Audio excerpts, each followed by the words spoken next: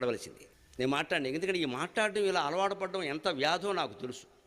తర్వాత అనపర్తి కాదుగా ఆముదాల వలస కూడా నన్ను పిలవలేదనుకోండి, ఎవరో పిలవట్లా, ఎవరో ఇదో వ్యాధి అయిపోతుందమ్మా. అవ్వకూడదు అది.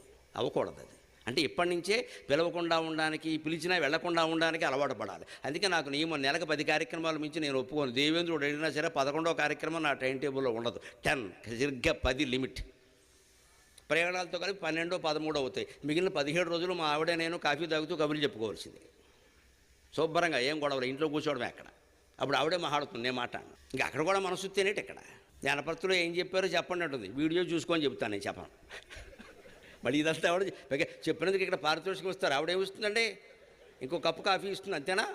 ఎవరు చెప్తారు? ఫ్రీగా చెప్తారు, ఇటు చెప్పరు. భార్యకి కూడా చెప్పం. చూసుకో, యూట్యూబ్ పెట్టారే చూసుకో అంటాను, అంతే.